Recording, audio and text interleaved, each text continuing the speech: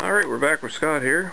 We're doing another review. This is another beer sent to us by the one and only Albano Rhino, and as I previously said, this has to be way better than Bavaria 0.0.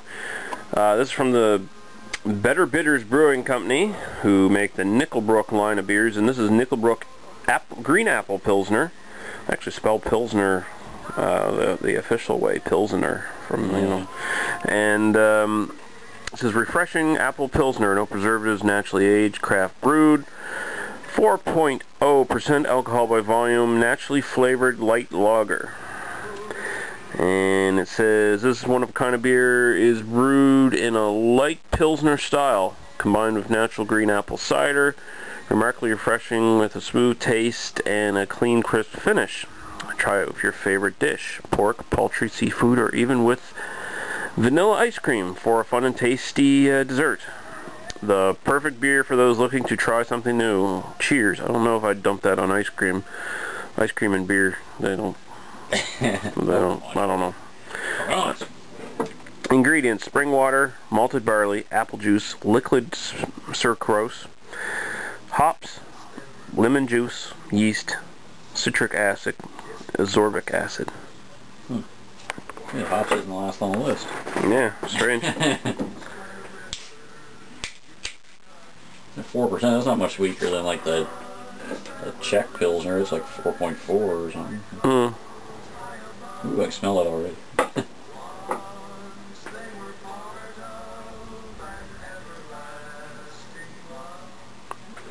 Looks Pilsner-y, I guess you could say. Yeah. Nice little white head there. Clear golden straw color, basically. Nice carbonation coming up. Yeah, it looks good. Oh yeah, I can smell it now here too. Interesting. I'm not a big fan of green apples, so keep that in mind, viewers. Horribly biased. Yeah, that smells straight up like a green apple. Granny Smith. Granny Smith apple. That smells like me. Wow, so much like it. That's all I'm getting is. They're just like you cut right into a Granny Smith apple. Yeah. That's all I get. Whatever else to add in there just sort of props up the smell, I guess. I can give it a smell before it gets right freaking strong. Yeah. Oh man, that smells really good. Like, even I'm not an apple fan, and that smells pretty good. Yeah, well, most green apple, like different fake green apple, is like disgustingly horrid. Yeah, it's always got like a weird edge to it. Alright, well, they succeeded in the aroma department. You gotta give them props for that. That's a pretty good job. It's hard to make something, you know, that's naturally flavored actually smell like it, the actual thing you're trying to make it smell like. So, let's go to the taste now and see how that tries.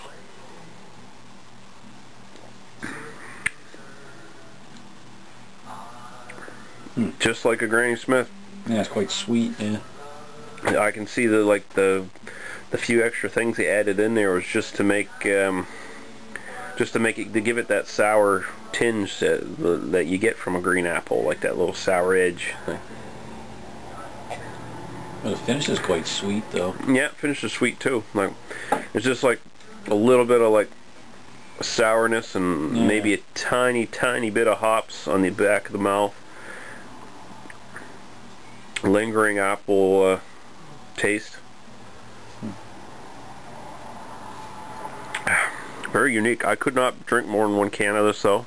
It says lemon juice. I don't like it much. So. I think that just gives it a little bit of extra sour kick, just to probably counters the sweetness of it. Yeah, that's what I'm thinking. Not tasting really any hops or anything. No. They were good. There was a good idea to make this light in alcohol, though. You can taste the liquid sugar, though. That sweet sort of finish. I think that's the sugar. Maybe a little bit coming up, but honestly, I'd have to really concentrate and dig on it to notice it. It all just tastes like natural apple to me. Like. Yeah, I don't know. Now, I'm not a fan of apples, so I'd say I could only do 1 can of this. Like, this is really well done. You like apples better than I do. Yeah, I don't know. I drink more than one of them. More than one? Okay. I think it's too much. Although I wouldn't call this a Pilsner, though. Like, it does... It's hard to really tell what it is, but the apples kind of overpower it. It tastes like a flavored light beer, like any same category as Moose Lime and all those lime beers and stuff like that. This is just like a really good example of how to do balanced, it. Though. Yeah, like this is a good example of how to do that sort of beer properly, like a flavored, fruit-flavored light beer. I wouldn't call it a Pilsner. Maybe it is brewed in the style of a Pilsner, but you can't tell from the actual flavor profile. Like, there's no hops to speak of. No, like floral hoppy. No. And so you can't really, you could call it anything and get away with it pretty much, any sort of lager. Like, it's way like 10,000 times better than that fucking iced tea one. Or the Mill Street one, yeah. Fuck shit. You know, I'm actually going to give it 3.5 out of 5, just because it hits the mark so well for what it's supposed to be. And you know, it's not a great beer or anything, but for a fruit flavored one, as far as rating it in the style of like a flavored light lager, this would probably get about a 4, just because it's so well done. But you know, combine that with my personal tastes and whether it's, you know, an excellent beer overall. You're horribly biased. Well, if I was horribly biased, I'd give it a 2.5 out of 5. It's a 3.5 out of 5 from me. That's what I'm going to say. 3.5? I thought you said 3 first. No, 3.5 out of 5. Oh. I'd give it a 3 out of 5, I guess. 3, yeah. I can see me eating a pork chop with this. Yeah. Be good. I'm not a big fan of pork chops anyway, so. Alright, so I said 3.5 out of 5. Scott says 3 out of 5 for Nickelbrook's Green Apple Pilsner. If you like apples, and you're looking for like a different take on the flavored light lager instead of all these shitty lime beers and that crap Moosehead comes out with. Like apples, we get a little bit buzzed doing it. Yeah. Like, look, someone from fucking Moosehead should drink this and see. This is how you actually make a light fruit flavored lager. The Moose Lime was actually one of the better lime ones. The Moose Lime was good. It was okay, but the ginger. But that ginger and that blackberry shit. What the fuck is that crap, man? Yeah. That's just pandering. It's terrible pandering. Moosehead. Well, it's their own fucking fault. They release that shit. I mean, I want to support them. I like Moosehead Lager. I want to support them, but they come out with a big fucking line of light fucking beers. All their beers that they've come out with in the last little while have been light fucking beers. You got 14 different variations of just their standard light lager, it seems. Then you got all these fucking flavored light lagers. Yeah. They all taste like shit pretty much, except for the lime, and the lime is just a fucking lime beer in the first place, so right there you're setting yourself up for failure. Moose Lime is kind of, it's like the worst of the light beers, I think, or one of the worst of them. Yeah, it's probably Moose Light is the worst of their light beers, I find. That's what I was saying, yeah, the Moose Light, yeah. It's like the worst ones.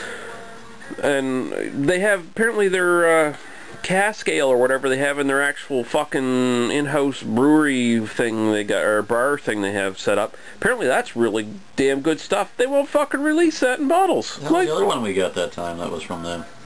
Oh, the pale ale. Yeah, that was good. That was not bad. I would buy that if that was in 12 packs around here. I would get a 12 pack of that once in a while. But apparently that one's like scarce except for New Brunswick, and you have to buy 2 for in Ontario if you want to pick it up. I'd buy 2 for it. Yeah, actually I probably would buy 2 for that. It would be a good beer just to have around, right? But fuck Moosehead, like they don't take well, I wouldn't say they don't take any chances. They don't take the right fucking chances. They pander for these fruit flavored light lagers instead of trying to make a really interesting beer. Well, it must be. Well, I suppose the market, the people that drink that kind of stuff is probably bigger than people that drink decent beer. Well, yeah, the thing is they're a macro company, so they think in terms of a macro company still, even if they're independently owned and all that shit. If you talk to 10 people, how many of them would say, oh yeah, I drink craft beer. No, I just drink the normal swill that the big breweries drink. Probably 9 out of 10 would be like, yeah, I just drink Olin or later, yeah, some horrid crap. Yeah. But the thing is, like, they make a. You think Moosehead would make a slightly better product, and they don't. They make like some of the worst, like light flavored fucking beers. Like their blackberry one, Garrison's got them beat on that. They have a much superior blackberry wheat beer or whatever. I bet you if Garrison or Propeller made a fucking lime beer, it would fucking rock. Like, yeah, well, they make sure it was good before they let it go. Yeah, like, I don't know. Moosehead's starting to lose my respect. Like, they're gonna screw themselves and get bought out by some. Then they really be crappy. Then probably.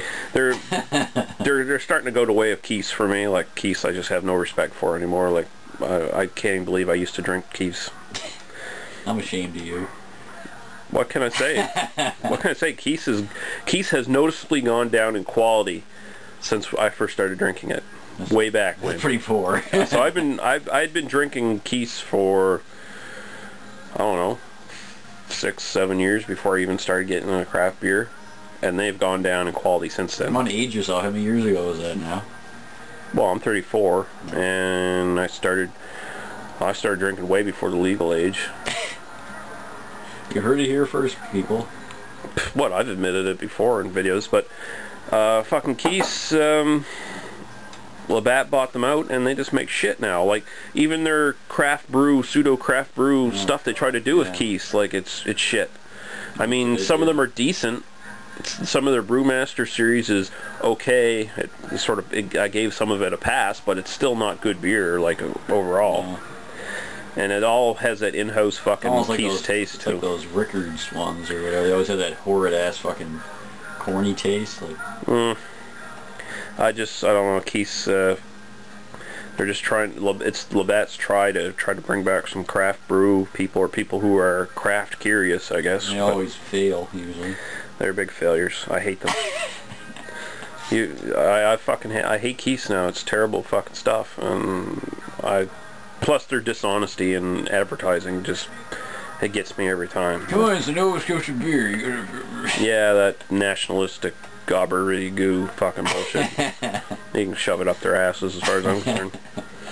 Any Keith's fan wants to fucking fight about it, I'm quite willing. Yeah, anyway, Keith's, Moosehead, you're going the way of Keith's. You better fucking stop it. Like, let's see a fucking turn. You're losing profits. I wonder why. Because you're trying to make the same shit Keith's and them are making, and you're making an even worse version of it. So. Yeah, what does that tell you? They were bigger in the States at one time, and they tried to compete with the big guys by cutting costs or doing something, and they fucked themselves there too. I don't know. It's sad state of affairs. We're at 16 minutes now. The rant's longer than the fucking. Yeah, I'm just gonna keep it on the video too. Why not? All right, guys. We'll see you later.